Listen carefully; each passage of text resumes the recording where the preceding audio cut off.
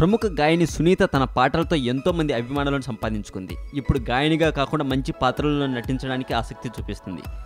ఇటీవల ఆమె ఓ షార్ట్ ఫిల్మ్లో నటిస్తున్నారు అనే వార్త సోషల్ మీడియాలో ఓ హాట్ టాపిక్గా అయ్యింది.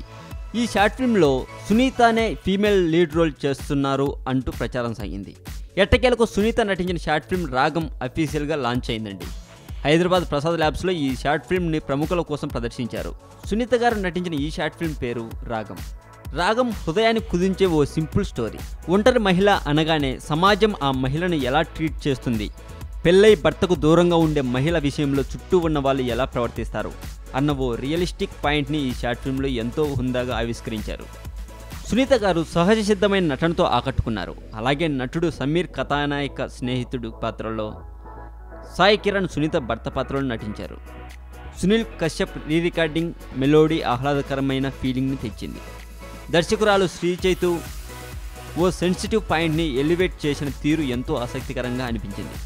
మనలాంటి వాళ్ళందరికీ ఒక మెసేజ్ ఇవ్వడం కోసమే సునీత గారు ఇలాంటి షార్ట్ ఫిల్మ్ చేశారు అని చెప్పచ్చు. బ్రదర్, ఒక్క నిమిషం ఆగండి. ఆల్బర్ట్ ఐన్స్టీన్ 1879 మార్చి 14న జర్మనీలో జన్మించాడు. వంకర టింకరగా ఉన్న తలతో పుట్టిన అతన్ని చూసి తల్లిదండ్రులు నిర్గంతపోయారు. డిగ్రీ అయిపోయాక ఐన్స్టీన్కు ఉద్యోగం వెతికి పెట్టాలని తన తండ్రి హెర్మన్ చాలా ప్రయత్నించాడు. తన మీద తనకే నమ్మకం లేని ఐన్స్టీన్ కూడా ఇన్సూరెన్స్ ఏజెంట్ లాంటి మామూలు ఉద్యోగం చాలు అనుకున్నాడు. 1902లో స్విట్జర్లాండ్ రాజధాని బెర్న్కి వెళ్ళాడు.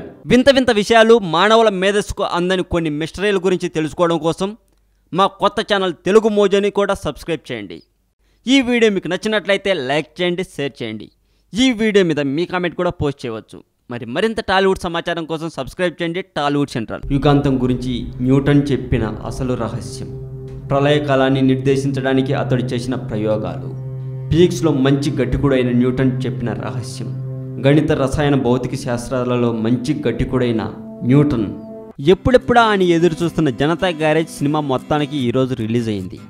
రిలీజ్ అవ్వటం కామన్ విషయమే, కానీ ఆ సినిమా ఎవరు చూశారో తెలిస్తే షాక్ అవుతారు.